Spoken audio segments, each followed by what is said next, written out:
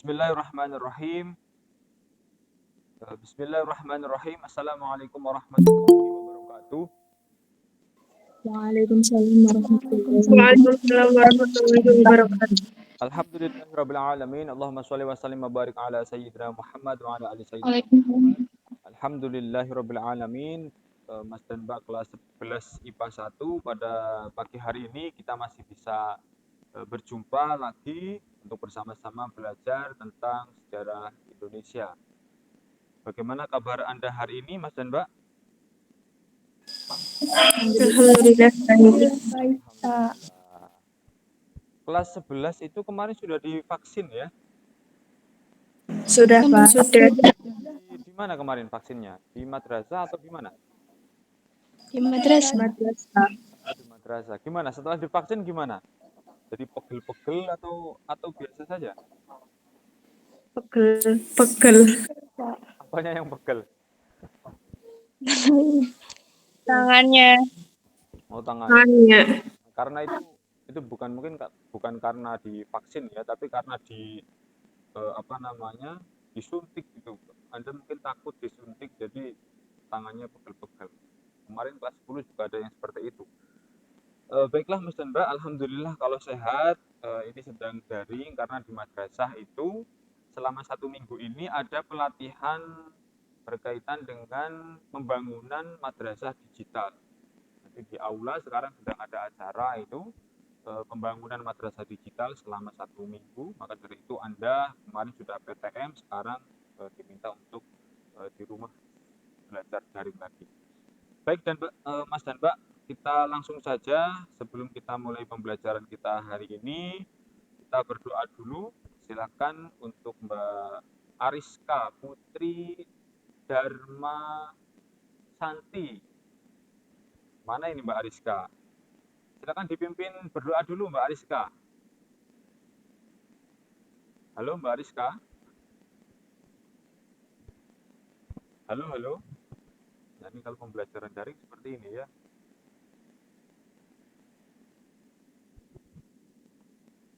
Sinyalnya kalau susah ya. Coba Mbak Marifatun Wulandari memimpin berdoa, Mbak Marifatun. Karena Mbak Ariska mungkin sedang bermasalah jaringan. Silakan Mbak Marifatun dipimpin doanya. Seperti biasa ketika di kelas. Di on kamera sama di on mic dulu. Mbak Marifatun. Nah ya, silakan. Dipimpin berdoa. Mulai pembelajaran, mari kita berdoa terlebih dahulu. Bismillahirrahmanirrahim. Bareng-bareng. Raditu billahi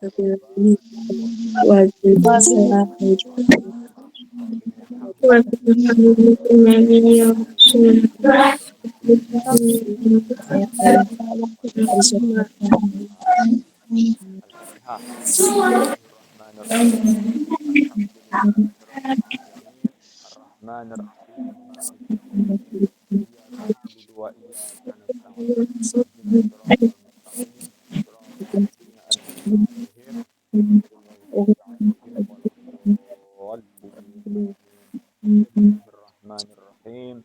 Qul huwallahu ahad. Allahus samad.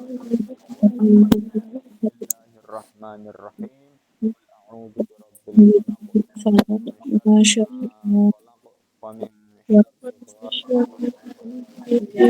min syarrin naffatsati fil 'uqad wa min syarri hasidin idza hasad. Bismillahirrahmanirrahim. Qul a'udzu birabbin nas, min syarril waswasil khannas, alladzi yuwaswisu fi sudurin nas. Alhamdulillah rabbil alamin. Terima kasih ya Mbak Marifatun Wulandari yang telah memimpin berdoa. Semoga dengan bacaan doa tersebut apa yang kita pelajari hari ini bisa bermanfaat untuk kita di kemudian hari. Amin. Selanjutnya saya akan presentasi dulu ya. kelas 10 IPA 1. Mbak Putri Sabri. Halo Mbak Putri Sabri, ada? Ada, Pak. Oke, Mbak Putri Sabri. Terus kemudian Mbak Ririn Soleka, Hadir, Pak. ada. Mbak Zakia, Hadir, Pak. alhamdulillahirrahmanirrahim. Mbak Ma'rifatun Wulandari, ada ya. Hadir, ya. Malah wahin aku. Mbak Ananda Rahmawati, Hadir, Pak. ya. Mbak Wahyu Hikmah, Hadir, Pak. ya. On cam Mbak. Mbak Fatma, Hadir, Pak. Mbak Alivia, Hadir, Pak. Alivia coba kuwi Anasi, Hadir, Pak. ya. Mbak Naswa, Hadir, Pak. hadir. Mbak Sofi, halo Mbak Sofi, ada Mbak Sofi? Ada. Iya ada. Hadir, Ya, Ariska, Hadir, Pak. keluar masuk terus tadi ya Mbak Ariska. Afli, Syifa, Hadir, Pak. alhamdulillah. Sudah hadir semua ini, cewek-cewek semua ya, kelas IPA 1. Nggak ada laki-lakinya ini. Alhamdulillah. Selanjutnya, untuk menuju ke materi pembelajaran yang akan kita bahas, saya ingin bertanya dulu kepada kelas IPA 1, Mbak-mbak kelas 11 IPA 1. Anda pernah mendengar kata radikalisme? Pernah mendengar kata itu, radikalisme? Pernah, Pak. Anda dengar itu di mana? Mendengar kata itu di mana? Radikalisme. Di mana radikalisme? Pernah mendengar, tapi di mana? Anda punya akun Instagram ya, punya akun Facebook, punya akun, kalau di TikTok mungkin jarang di TikTok. Tapi kalau di Instagram itu biasanya banyak kata-kata radikalisme. Nah, kata radikalisme itu diartikan atau dikonotasikan sebagai sesuatu yang negatif. Dan ternyata kata radikalisme itu sudah ada itu sejak zaman sebelum Indonesia merdeka. Itu sudah ada kata-kata radikalisme atau biasa disebut sebagai sesuatu yang kaku, sesuatu yang tidak fleksibel. Nah, lawan kata dari radikalisme itu adalah ya fleksibel itu atau moderat. Moderat itu berarti ada di jalan tengah. Dia bisa fleksibel tapi punya prinsip. Fleksibel tapi punya prinsip. Dan dalam menjalankan prinsipnya itu tidak keras. Nah, ada kaitannya apa yang saya sampaikan ini antara radikal dengan moderat itu dengan materi pembelajaran yang akan kita bahas. Karena kemarin kita sudah membahas itu ada presentasi ya, presentasi tentang KD 3.1 sampai KD 3.3, terakhir tentang Diponegoro, Cut Nyak terus kemudian lagi kalau tidak salah Pangeran Antasari. Nah, kelanjutan dari materi itu di kompetensi dasar 3.4 itu kita ada materi tentang nilai-nilai Sumpah Pemuda. Nah, nilai-nilai Sumpah Pemuda ini saya bagi-bagi lagi materinya, yang awalnya itu adalah pergerakan nasional. Nah, jadi kita hari ini, pagi ini akan membahas tentang pergerakan nasional.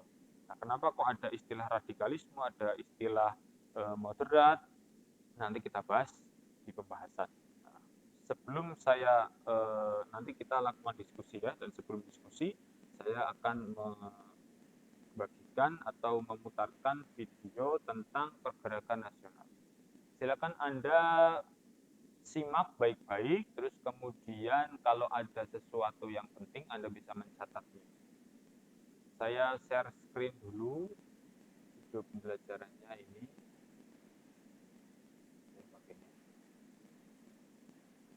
Share. Sudah kelihatan?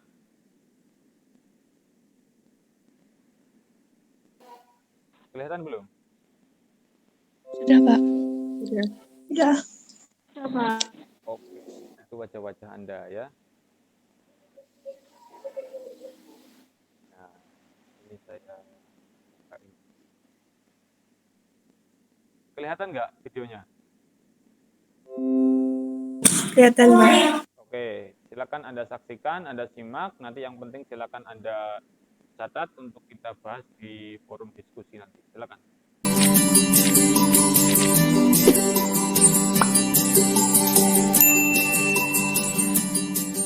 Zaman pergerakan nasional adalah zaman lanjutan setelah perjuangan bersenjata melawan kolonialisme Hindia Belanda.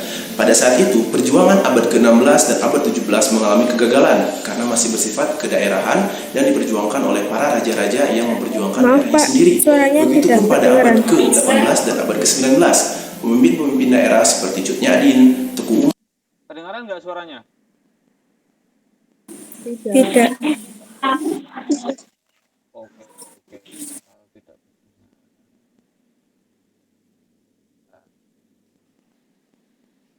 suaranya tidak kedengaran. Berarti apa yang saya coba ini aja.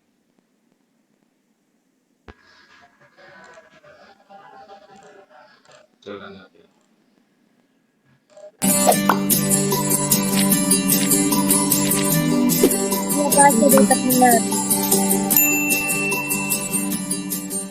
Zaman pergerakan nasional adalah zaman lanjutan setelah perjuangan bersenjata melawan kolonialisme Hindia Belanda. Pada saat itu, perjuangan abad ke-16 dan abad 17 mengalami kegagalan karena masih bersifat kedaerahan dan diperjuangkan oleh para raja-raja yang memperjuangkan daerahnya sendiri. Begitupun pada abad ke-18 dan abad ke-19, pemimpin-pemimpin daerah seperti Cut Nyadin, Teguh Umar, Pangeran Diponegoro sama-sama mengalami kegagalan karena perjuangan mereka tidak memiliki rasa nasionalisme yang kuat dan kurangnya persenjataan melawan pemerintahan kolonial Hindia Belanda pada saat itu. Kemudian, apa yang melatar belakangi munculnya zaman pergerakan nasional pada waktu itu? Yang pertama, itu adalah diberlakukannya kebijakan politik etis oleh pemerintah kolonial Hindia Belanda. Apa itu politik etis? Seperti yang sudah dijelaskan di Discovery sebelumnya, politik etis adalah politik yang memperbolehkan warga pribumi untuk belajar sesuai dengan pendidikannya. Oleh karena itu menghasilkan kalangan-kalangan terdidik yang kelak akan menjadi pemimpin-pemimpin organisasi yang akan berjuang melawan pemerintah kolonial Hindia Belanda lewat organisasi-organisasinya seperti Soekarno, Muhammad Hatta, dan Haji Samanhudi atau Hos Cokro Aminoto. Latar belakang yang kedua adalah kemajuan pers sebagai media pergerakan nasional. Pers pada saat itu berfungsi sebagai sarana untuk menyampaikan ide-ide dan gagasan dari para pemimpin organisasi kepada rakyat Indonesia, sehingga organisasi tersebut semakin lama tumbuh semakin besar dan menjadi sebuah ancaman bagi pemerintah kolonial Hindia Belanda. Yang ketiga itu adalah modernisasi pendidikan Islam. Apa yang dimaksud dengan modernisasi pendidikan Islam? Artinya di sini pendidikan Islam tidak hanya terbatas di pesantren-pesantren dengan pendidikan yang konvensional, tetapi mulai diajarkan materi-materi atau pembelajaran-pembelajaran modern seperti sekolah-sekolah pada zaman Hindia Belanda, dan bahkan para ulama seperti Haji Samanhudi, Haji Agus Salim, kemudian Haji Umar Said Cokro Aminoto ikut turun sebagai pemimpin-pemimpin organisasi pergerakan nasional seperti Syarikat Islam dan Syarikat Dagang Islam. Berdasarkan latar belakang tersebut, berdirilah organisasi-organisasi pada masa awal pergerakan nasional. Organisasi apa sajakah itu? Yang pertama, itu adalah Budi Utomo, didirikan pada tanggal 20 Mei 1908 oleh Dr. Wahidin Sudirohusodo, bekerjasama dengan Dr. Sutomo di Jakarta dan di Yogyakarta. Budi Utomo bergerak di bidang budaya dan pendidikan, jadi dia tidak menyentuh ranah politik sehingga mendapat izin dari pemerintah kolonial Hindia Belanda.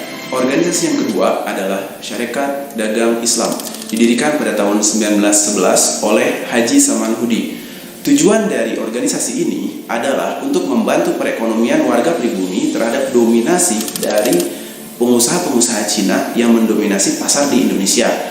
Akan tetapi, lama-kelamaan SDI tumbuh berkembang dan memiliki banyak anggota, sehingga pada tahun 1913 SDI berganti nama menjadi SI atau Syarikat Islam di bawah pimpinan Haji Umar Said Cokro Aminoto. Semakin tumbuh berkembangnya SI di Indonesia mengakibatkan SI disusupi oleh paham-paham Marxisme dan komunisme di bawah pimpinan Semaun dan Darsono yang merupakan antek dari ISDV atau Organisasi Komunis di Indonesia. ISDV tersebut memisahkan SI menjadi dua, yaitu yang pertama SI putih di bawah pimpinan Haji Umar Said Cokroaminoto dan juga SI merah di bawah pimpinan Semaun dan Darsono. Apa yang membedakannya? SI putih dia lebih beraliran agama Islam, sementara SI merah dia lebih beraliran komunis sosialis. Organisasi yang ketiga adalah Indische Party. Indische Party didirikan oleh 3 serangkai yang mungkin sering kita dengar. Yang pertama itu adalah Douwe Dekker, yang kedua adalah Cipto Mangunkusumo, yang ketiga adalah Ki Hajar Dewantara atau Suwardi Suryaningrat. Organisasi tersebut bergerak di bidang politik dengan tujuan untuk memberikan kemerdekaan kepada bangsa Indonesia ataupun pada saat itu namanya masih Hindia Belanda. Melalui orasi-orasinya, Douwe Dekker, Cipto Mangunkusumo maupun Ki Hajar Dewantara menyampaikan ide-ide kepada rakyat melalui surat kabar dan media-media yang tersebar di Indonesia pada saat itu, seperti Indische Nieuwsblad ataupun The Express. Ide-ide tersebut mengakibatkan Indische Party memiliki banyak pengikut dan menjadi sebuah organisasi yang berbahaya bagi pemerintah kolonial Hindia Belanda. Oleh karena itu, pemerintah kolonial Hindia Belanda menjatuhkan hukuman kepada 3 pendiri dari Indische Party, yaitu Cipto Mangunkusumo, Suwardi Suryaningrat, dan Douwe Dekker. Ketiganya diasingkan ke tempat yang berbeda. Ki Hajar Dewantara diasingkan ke Pulau Bangka, Cipto Mangunkusumo diasingkan ke Bekamu, Douwe Dekker diasingkan ke Kupang. Nah, karena pengasingan tersebut mengakibatkan kemarahan pada masyarakat Hindia Belanda pada saat itu, sehingga mereka ditarik kembali dari pengasingan dan malah diasingkan ke negeri Belanda. Apa yang terjadi setelah mereka diasingkan? Bukan pengaruhnya hilang, akan tetapi pengaruh 3 serangkai tersebut malah mempengaruhi orang-orang bumi putra atau keturunan pribumi yang sedang sekolah di Belanda pada saat itu untuk mendirikan organisasi baru yang bernama Perhimpunan Indonesia di bawah pimpinan Muhammad Hatta. Karena pengaruh tersebut mereka dikembalikan lagi di Indonesia, akan tetapi Indische Party secara resmi dibubarkan oleh pemerintah Hindia Belanda dan mantan-mantan anggota atau petinggi-petinggi Indische Party bersebaran mendirikan organisasi-organisasi yang lain. Itulah 3 organisasi awal yang berdiri pada masa pergerakan nasional. Organisasi-organisasi tersebut menjadi cikal bakal berdirinya organisasi-organisasi lain baik di bidang politik seperti PNI dan GAPI, baik di bidang agama seperti Muhammadiyah dan NU, ataupun di bidang kewanitaan seperti Putri Mardika, Aisyah, maupun Keutamaan Istri yang didirikan oleh Dewi Sartika di Bandung.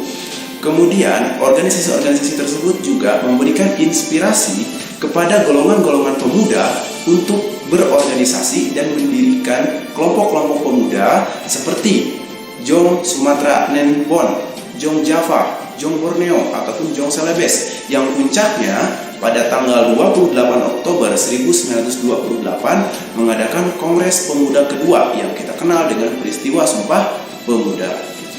Itu bukan merupakan puncak dari perjuangan masa pergerakan nasional, akan tetapi itu merupakan sebuah titik revolusi di mana akhirnya perjuangan pergerakan nasional telah sampailah ke titik, yaitu titik kemerdekaan pada tahun 1940.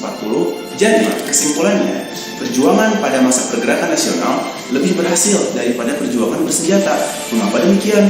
Karena pada zaman perjuangan bersenjata, para pejuang-pejuang hanya berjuang untuk daerahnya sendiri dan menggunakan senjata yang terbatas. Sementara pada zaman pergerakan nasional, para organisatoris tersebut berjuang untuk bangsa dan negara Indonesia yang bersatu satu sama lain untuk kemerdekaan bangsa dan tanah air Indonesia. Nah, gimana?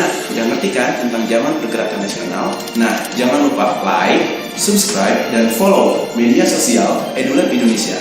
Terima kasih. Assalamualaikum warahmatullahi wabarakatuh.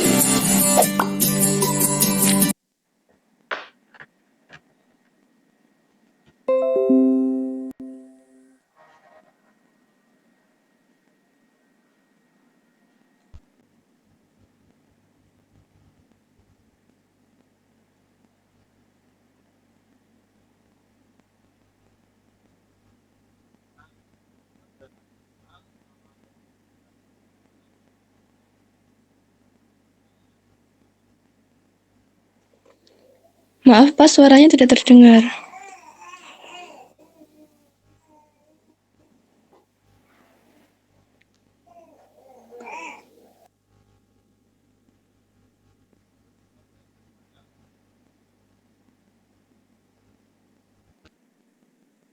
Nah, halo, halo, terdengar? Terdengar. Ya, Pak. Sudah, Pak. Sudah terdengar. Oke, sudah terdengar ya? Terdengar nggak? Terdengar. Terdengar, Pak. Pak. Alhamdulillah, ini saya atur ini dulu yang buat audionya. Oh, baik, Mas dan Mbak.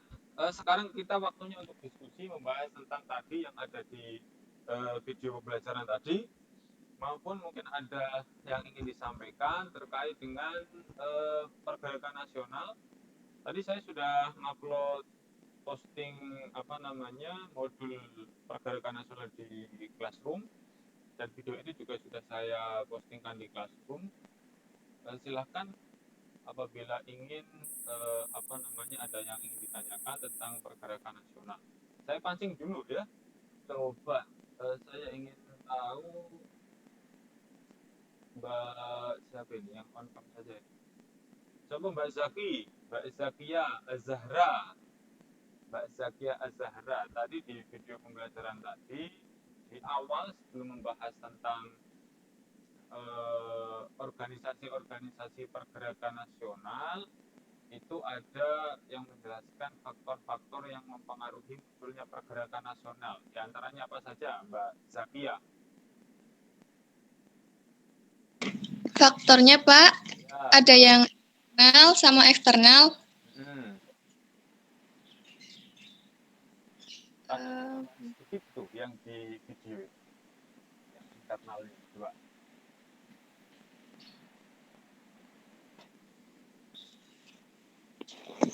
Mbak Zaki.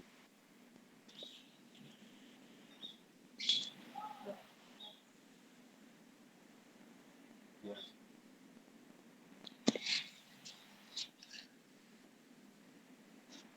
Enggak kedengaran suaranya, Mbak.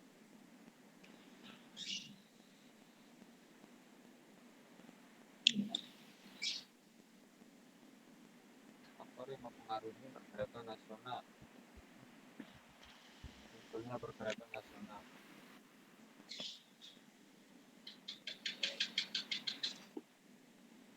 Ayo tadi Mbak Zakia.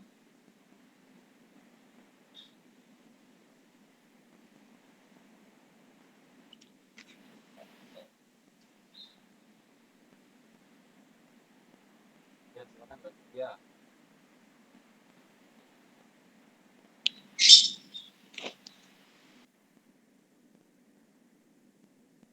Halo, halo Mbak Zakia.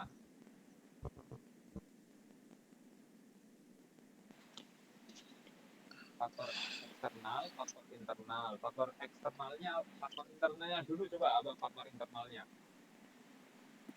faktor internalnya karena penjajahan yang sudah lama gitu, Pak. Terus kemudian apa lagi? Eh, Tadi yang di video itu ada tambahan. Jadi untuk faktor yang internal itu ada tambahan yang ada di video tadi. Kesamaan penderitaan ketika dijajah itu tadi ya Mbak Zakia ya, satu.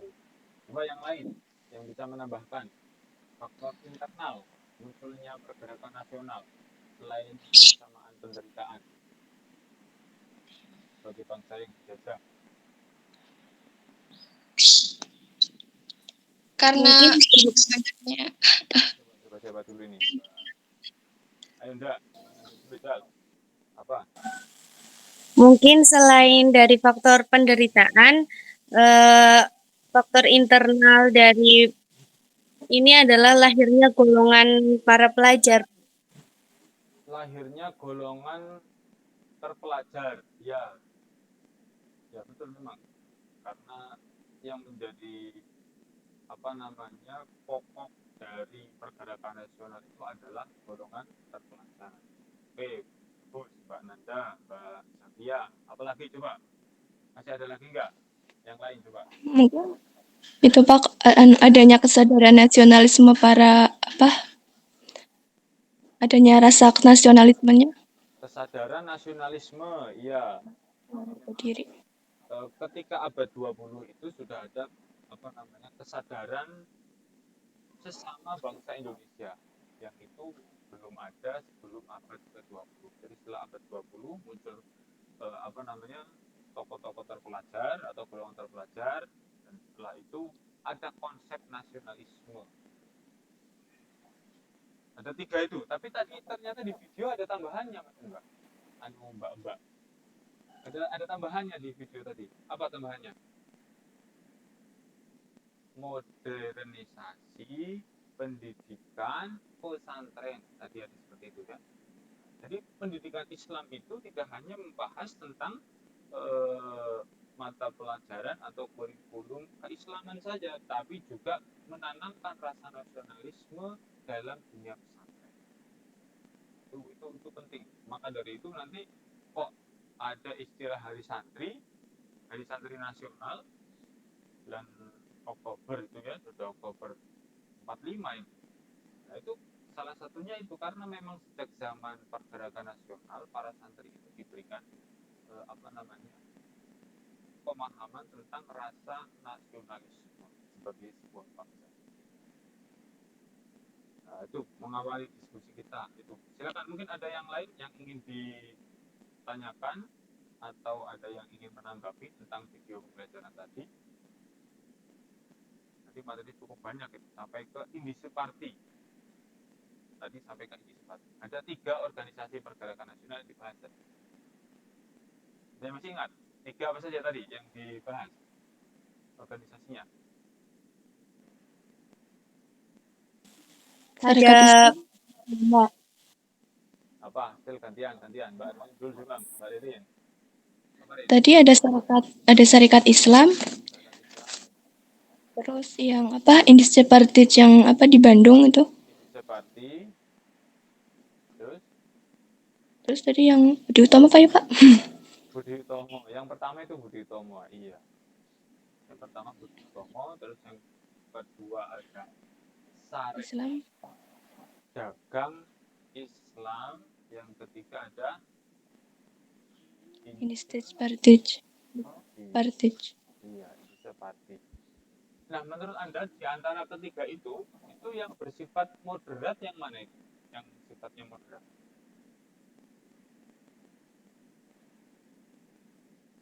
Yang moderat yang mana coba? Yang SI Pak. SI. Kalau Budi Utomo moderat nggak? Budi Utomo. Iya. Iya, moderat. Kalau yang Indische Party? Itu mungkin radikal Pak. Kira-kira kenapa Mbak Zakia? Kenapa kok Budi Utomo sifatnya radikal? Kurang tahu Pak, mungkin bisa dijelaskan. Oke. Coba yang lain dulu coba. Kenapa kok Budi Utomo Indische Party kok disebut yang radikal, malah yang radikal kenapa? Ada yang bisa menjawabnya coba. Tidak mau bekerja sama. Radikal itu pasangannya non kooperatif. Jadi kalau moderat pasangannya kooperatif. Maksudnya kooperatif itu mau bekerja sama dengan pemerintahan kolonial Hindia Belanda. Tapi kalau yang non kooperatif itu tidak mau bekerja sama dengan pemerintahan kolonial. Nah, kenapa Indische Party itu dijawab saja nggak apa-apa ya, salah tidak apa-apa.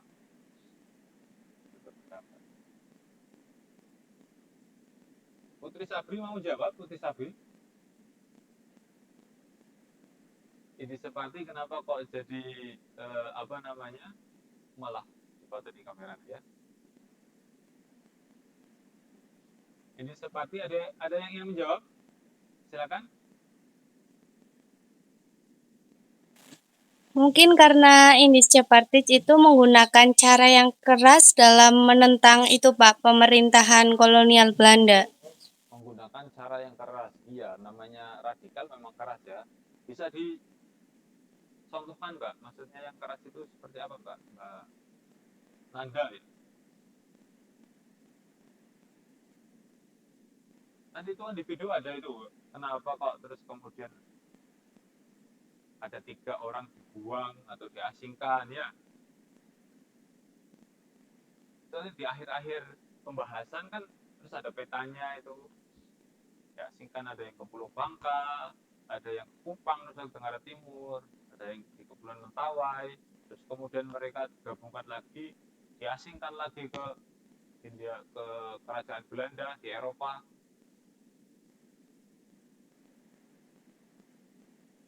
Nah, jadi contoh dari apa namanya gerakan Indonesia Party itu memang sangat menentang terhadap praktik kolonialisme atau praktik penjajahan di Indonesia, itu sangat menentang.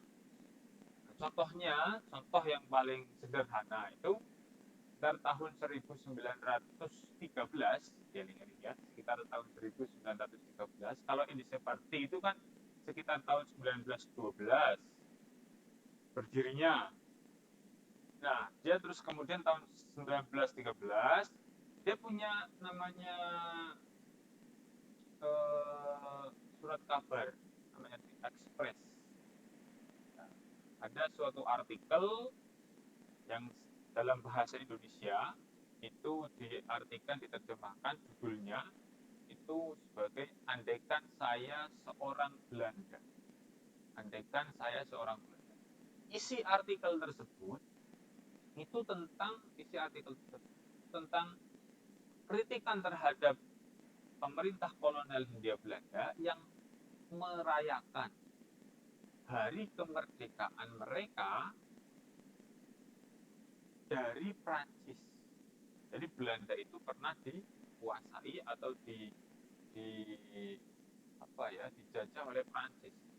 Dan Hindia Belanda merayakan hari kemerdekaan mereka itu di Indonesia, tanah jajahan mereka atau tanah yang dijajah oleh mereka, bangsa yang dijajah oleh mereka. Bagaimana mungkin seorang penjajah merayakan kemerdekaan negaranya di atas tanah jajahannya? Nah, itu jadi kritikan. Cuma senang merayakan kemerdekaan, tapi dia sendiri sedang menjajah bangsa lain. Nah, oleh karena itu kritikan tersebut itu ditulis oleh Suwardi Surya Ningrat. Jadi ini seperti itu dikenal dengan 3 serangkai. Siapa saja 3 serangkai tadi? Ada yang masih ingat? Disebutkan tadi di video ini. Deus Dekker bukan Pak? Deus Dekker, 3 serangkai. Terus Ya. Ki Hajar Dewantara. Terus yang Cipto Mangunkusumo. Mangunkusumo. Ki Hajar Dewantara sih siapa? Surya Ningrat Pak. Iya. Jadi kalau ditanyakan 3 serangkai itu Anda ngiling Suwardi Surya Ningrat atau Deus Dekker atau apa Ki Hajar Dewantara. Nomor 2 ya, Cipto Mangunkusumo ya. Pak Cipto itu Anda tahu Pak Cipto? Kalau yang sering di madrasah tahu Pak Cipto ya. Cipto Mangunkusumo itu 3 serangkai. Nah, nanti ingat-ingat itu karena nanti juga setelah 3 serangkai ada 4 serangkai.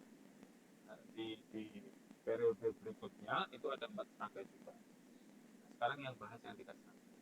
Oke, itu tentang Indonesia Party, dan itu akhirnya nanti Indonesia Party dibubarkan 1913 dibubarkan, 3 serangga itu dipecah, diasingkan, tapi nanti dikumpulkan lagi ke Hindia, ke Belanda, ke kerajaan Belanda, dan mereka bertemu dengan mahasiswa Indonesia yang ada di Belanda, terus kemudian membentuk apa itu namanya, organisasi baru, namanya Indonesische Vereniging, atau diterjemahkan bahasa Indonesia Perhimpunan Indonesia. Nah, ketuanya nanti Muhammad Hatta, salah satu tokoh pergerakan nasional yang dituakan. Begitu. Mungkin ada yang ingin didiskusikan lagi. Ini ada satu lagi tadi yang belum loh, yang lumayan penting menurut saya. Ada tadi melihat di video itu ada penjelasan tentang SDI, terus kemudian menuju ke SI ya. SDI tadinya Sarekat Dagang Islam, terus ke SI Sarekat Islam, terus kemudian di SI itu pecah menjadi dua. Apa saja tadi? SI yang apa? SI putih SI putih, satunya SI merah. SI merah. SI putih SA. Ingat ya Mbak Sofia, SI putih sama SI merah. Yang putih itu pimpinannya siapa? Tadi lupa. Yang putih? Mbak Riri lupa. Coba yang lain. Yang putih siapa? Pimpinannya siapa? Yang putih? Ariska Putri. SI putih itu pimpinannya? Tadi kan dipisah dari dua ya, seret ini ya. Nah, terus yang ada putih, ada merah. Yang putih pimpinannya Haji Umar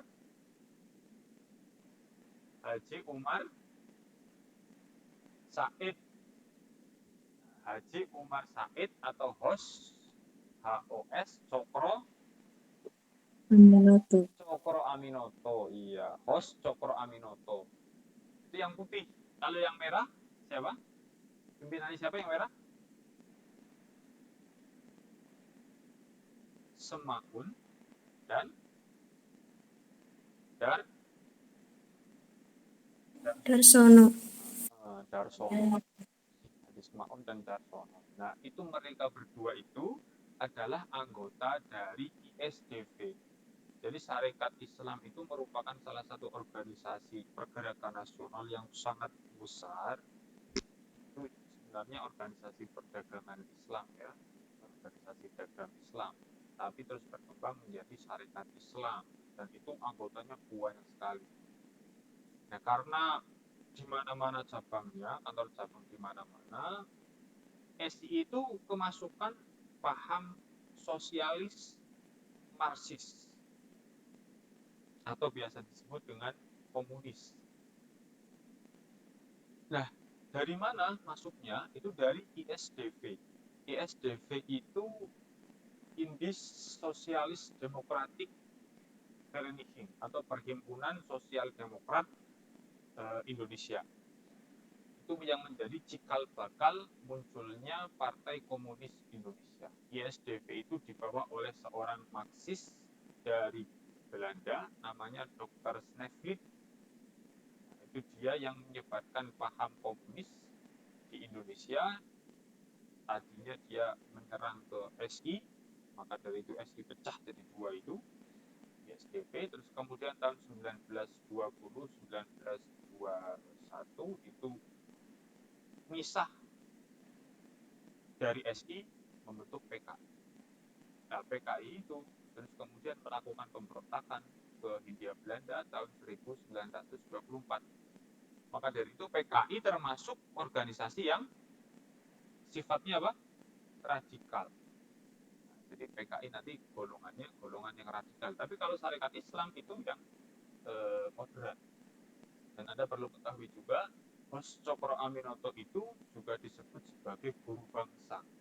Kenapa kok guru bangsa? Karena dari HOS Cokro Aminoto muncul beberapa murid-murid beliau yang menjadi tokoh pergerakan nasional. Di antaranya adalah Insinyur Soekarno. Nanti ini juga menjadi menantunya ya, Insinyur Soekarno. Terus kemudian lagi ada Musso. Musso itu tokoh komunis. Terus kemudian lagi ada Kartosuwiryo. Ini nanti terlibat pemberontakan DIY di Jawa Barat, Kartosuwiryo. Ada lagi Tan Malaka. Tan Malaka ini tokoh Marxis, tapi dia lebih cenderung ke sosialis. Nah, jadi di komunis itu juga nanti ada dua, ada yang komunisnya Tan Malaka, ada yang komunisnya Musso. Dan yang radikal itu komunisnya Musso. Maka dari itu ketika ada pemberontakan komunis, Tan Malaka tidak ikut-ikut. Itu yang bisa kita diskusikan. Mungkin ada pertanyaan lain berkaitan dengan pergerakan nasional. Ini kita baru bahas 3 organisasi ya, 3 organisasi. Nanti kita belum membahas Perhimpunan Indonesia, kita belum membahas PNI, Partai Nasional Indonesia, kita belum membahas GAPI, Gabungan Politik Indonesia, ada Partindo, kemudian ada NU, ada Muhammadiyah, terus lagi nanti ada Gerakan Wanita, terus ada Gerakan Pemuda, tadi disebutkan ada Sumatera Bond, ada Yong Celebes, ada Yong Borneo, ada Yong Java, kemudian lagi ada Yong Bali dan sebagainya, itu berkumpul menjadi Sumpah Pemuda. Itu mereka-mereka yang berkumpul menjadi Sumpah Pemuda. Ada yang lain? Silakan. Ada yang ingin ditanyakan atau yang ingin disampaikan? Kalau tidak ada, saya minta untuk memberikan kesimpulan dari diskusi ini sudah 41 menit. Silakan disampaikan kesimpulannya, Mbak Wahyu dulu. Mbak Wahyu, ada ya Mbak Wahyu ya? Hikmah Wulandari. Silakan disampaikan kesimpulannya, Mbak Wahyu Hikmah Wulandari. Halo, masih di situ Mbak Wahyu? Mbak Wahyu Hikmah? Iya, Pak. Ya, silakan bisa disimpulkan dulu, Mbak. Hasil pembahasan Jadi tadi. Ya, silakan. di video tadi tentang pergerakan nasional mendirikan beberapa organisasi. Di antaranya ada Budi Utomo, Sarekat Islam, Indis Partij, dan Perhimpunan Indonesia, dan lain-lainnya.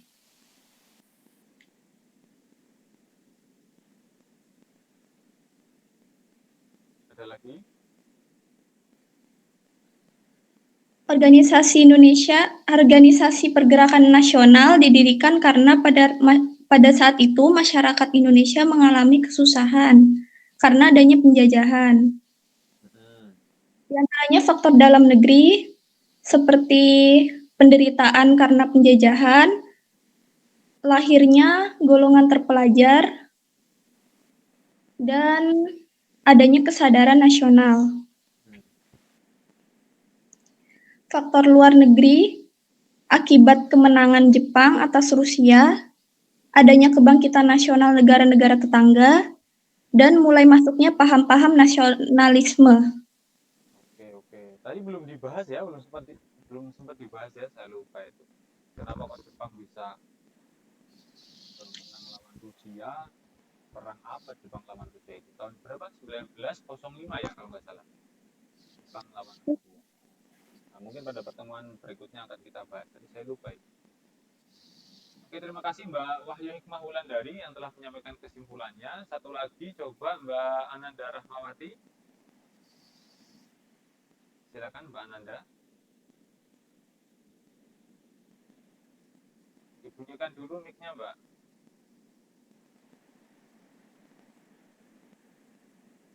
Ya.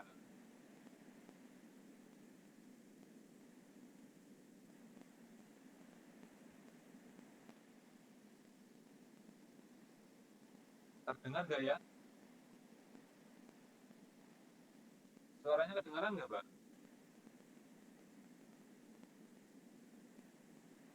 Suaranya Nanda terdengar nggak, Mbak Naswa? Terdengar nggak? Tidak. Nggak kedengaran, Mbak.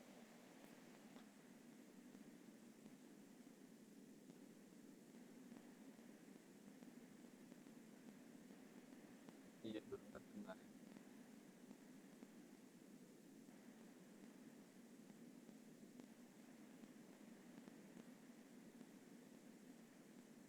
Sinyalnya mungkin enggak.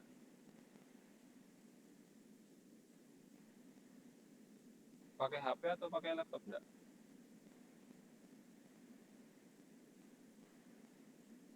Ini belum terdengar. Pakai HP. Belum terdengar suaranya.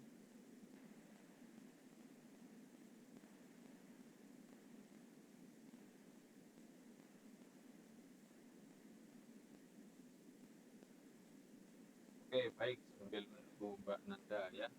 Semoga saja nanti suaranya bisa terdengar. tadi kesimpulan telah dibacakan oleh Mbak Wahyu dan Mbak Nanda, nampaknya kesulitan ini terganggu masalah jaringan mungkin. Kita lanjutkan lagi, insya Allah besok masih pertemuan kita masih membahas tentang pergerakan nasional. Ada yang perlu beberapa lagi kita bahas, mungkin dalam kelas yang lebih besar lagi. Silakan kalau ada unek-unek atau ada materi yang belum tersampaikan atau ada yang belum paham, itu Anda bisa menanyakan, karena ini pergerakan nasional itu sampai sekarang dampaknya itu masih ada. Jadi ideologi pergerakan nasional sampai sekarang itu masih ada dalam perpolitikan Indonesia terutama ya. Oke, baik. Saya kira itu yang bisa saya sampaikan. Untuk penutupan, coba saya minta untuk Mbak Ririn Soleka menyampaikan apa yang kita dapatkan atau apa yang Anda dapatkan pada pertemuan hari ini, pembelajaran sejarah Indonesia pada pertemuan hari ini. Silakan Mbak Ririn. Ya, mungkin setelah kami ya, untuk khususnya saya sendiri setelah mengikuti pembelajaran sejarah Indonesia ini, saya bisa mengetahui tentang pergerakan nasional itu apa, terus faktor-faktor yang mendorong terjadinya pergerakan nasionalisme itu apa, terus tadi kan menjelaskan tentang organisasi-organisasi yang organisasi yang mendorong pergerakan nasionalisme itu apa. Tadi kan ada 3. Mungkin jadi setelah mengikuti itu saya sendiri bisa mengetahui apa itu tentang pergerakan nasionalisme dan yang lainnya. Oke. Terima kasih kepada Mbak Ririn Soleka. Saya coba tanya dulu, untuk pergerakan nasional itu dimulai dari kapan ya Mbak Ririn ya? Kurun waktunya itu dimulai dari tahun 1908 sampai 1945. Ya bukannya Pak? Oke, dari awalnya itu pergerakan nasional dari tahun 1908, awalnya dari berdirinya Budi Utomo ya.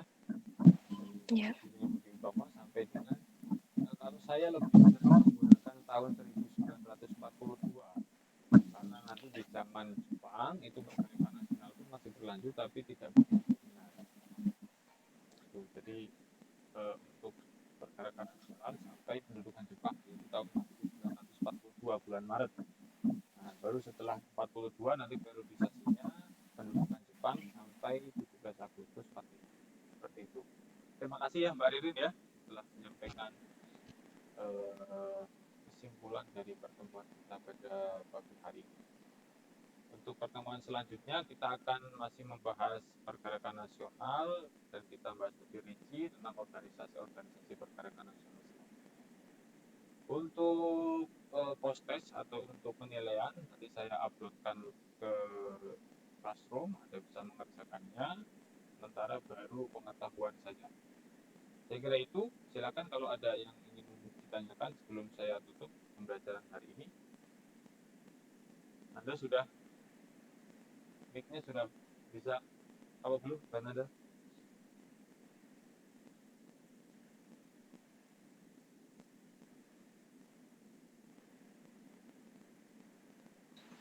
Pak, ini katanya Nanda HP-nya panas, jadi nggak bisa keluar suaranya.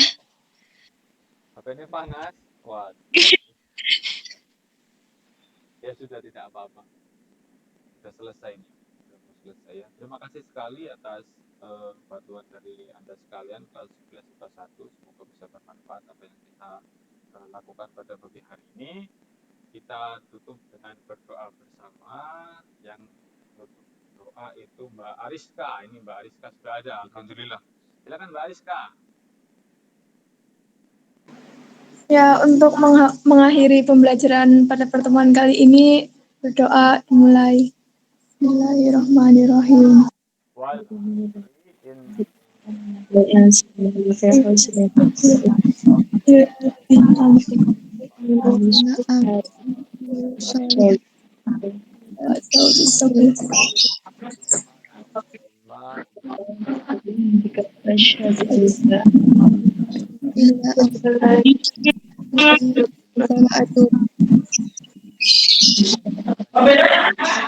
Maaf, terima kasih ya Bapak sekalian. Kita jumpa lagi besok, insya Allah hari Sabtu ya. Hari Sabtu atau hari apa dari Indonesia itu? Iya Pak, Sabtu. Terima kasih. Saya akhiri dulu. Alhamdulillahirabbil alamin. Wallahu a'lam bishawab. Assalamualaikum warahmatullahi wabarakatuh. Waalaikumsalam warahmatullahi wabarakatuh.